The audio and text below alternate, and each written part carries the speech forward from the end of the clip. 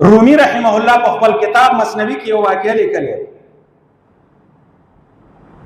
یا په یو کلی کې یو ډیر ځوان غل دومره چالاک نن سبا محاوره کې جمناستیک یې کړی و چې دی په غره په دښته په هر قسم منزل باندې که 2 منزله ده 3 منزله ده مکان ته به خطو یو ډیر په اساني سره او په اساني سره به راکته کېده نه به لاس ویني کېده نه به هډوکی ویني کېده نه به هډوکی ماتېدو دی ډیر چالاک ډیر بهادر او ډیر چستو غلاوې کولې یو ورځ د بادشاه محل ته داخل شي بادشاه او بیبي ناست دي په خپل منځ کې خبره شروع چې د موږ لور خو ځوانه سوې ده باید په نکاح باندې یې چاته ورکړو بیبي او خاوند خپل منځ کې مشوره شروع کړې ده بادشاه ورته فرمایي مال او جایداد او بنگلې خو د موږ سره زیات دي مال ته ضرورت نشته باید دغه موږ خپله لور داسې انسان ته ورکړو چې دینداره یې ولي دی الله رب العزت ځوان خبره واورېده ځان سره سوچ وکړه چې راځه ځان په درواغو وولي کړه ځان په علاقه کې مشهور کړه چې ډېر لوی ولي ده د بادشاه لور به په نکاح کې درته راشي ټوله بادشاهي درله غلا یې ونه کړه راواوښت ځنګله ته ولاړ ځنګله کې یې ځان ته یو ساله یو سفر یو غار منتخب کړ د عبادت کاوه څو وخت نه وروسته په دې علاقه کې مشهور سي یو عابد ده یو ولی ده د الله رب العزت څو کاله په غره کې پروت عبادت کوي بادشاه خبر بیبي ته یې راځه وګورو که چیرې ښه سړی و دیندار و د لور نکاح به ورسره وکړو دینداره ده د آخرت لپاره به د مخ دپاره د نجات ذریعه وګرځي دنیا کې هم مال زیات کړی بادشاهي مې وکړه هر قسمه مال موجود ده لیکن د آخرت لپاره به دغه سرمایه تیاره کړو چې دا لور به دینداره سړي ته ور یو ولي ته به ور بیبي سره له خاوند نزي دي د دې غله چې دا غل خو لیکن له ځانه یو ولي جوړ کړی په غار کې ناست بادشاه ورغی سلام یې واچاو پوښتنه وسوه تحفې تحابې یې ورکړه بادشاه خپل کوم نیت باندې چې ورغلی و هغه نیت یې ورته پیش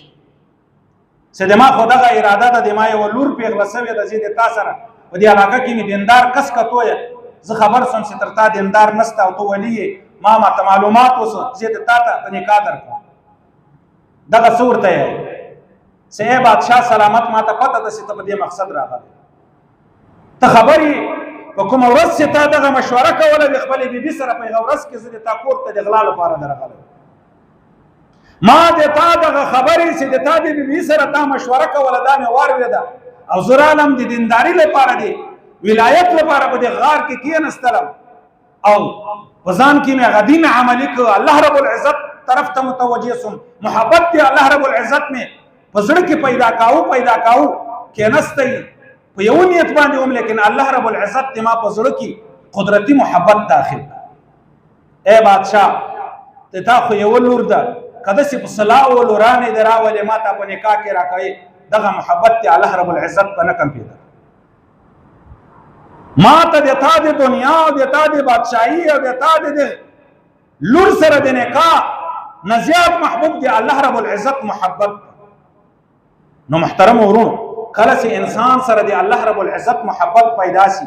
بیا دغه دنیا سي مادي دنیا ده بیا انسان د دغو شیانو نه اعراض کې بیا مخکې راړی که دغه راسي خفګان نه وي که دغه ختم سین دی الله رب العزت طرف ته دی متوجه ځکه دغه اشیاء دغه مادي دنیا کې اسباب دا زندگی دا ځواني دا عمر دا تګ راتګ وال شی ده دا مال اهل و عیال دا تګ راتګ وال شی ده کله به وي کله به نه انسان باندې بیا خوف نه انسان باندې خشیت نه انسان باندې بیا ډار نه الله رب العزت پورې ټول امیدونه تړلي نو محترم ورونو انسان به کامیابی زی الته چې الله رب العزت او د پیغمبر محبت ځان کې پیدا کړي دې آیت کې الله رب العزت فرمایلی ہے پیغمبر خپل قوم ته وایي کچيري پتا سي باندې پلاران خپل بچیان او ورونه او بیبيانی او خپل قوم قبيله او د تاسو اغمال چې تاسو په ډیرو سختیو سره ګټلای او د تاسو هغه تجارت چې تاسو ډیره سختی کړي بیا برابر کړی دا او د تاسو دغه بنگلې چې ورځي او شپه مې وکړې ولا خلیم ته ولې او پیسې ګټلې بنگلیم جوړولې کداغه تاسو ته محبوبي د الله رب العزت او د الله رب العزت پیغمبر وجهاد فی سبیل الله او د الله رب العزت بلاره کې د جهاد او د اعلاء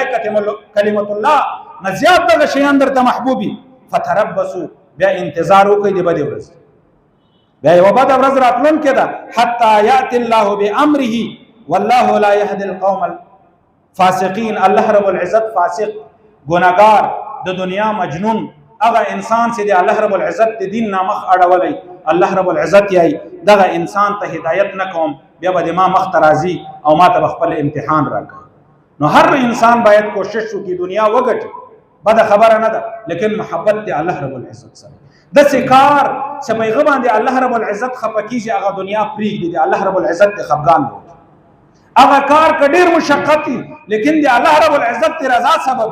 الله رب العزت په راضي کیږي زړه ته تکلیف رسیږي یاره دغه پیسې د ډیر په تکلیف ګټلې زکات به ولې باسي صدقه به ولې کې تکلیف ته زړه ته ولې د ما الله رب العزت راضي کیږي تکلیف د دنیا عارضی تکلیف ته ورسیږي لیکن الله رب العزت راضي سي چې کله الله رب العزت راضي سي د دنیا او د آخرت ټول خوشاليان انسان ته ملاوي.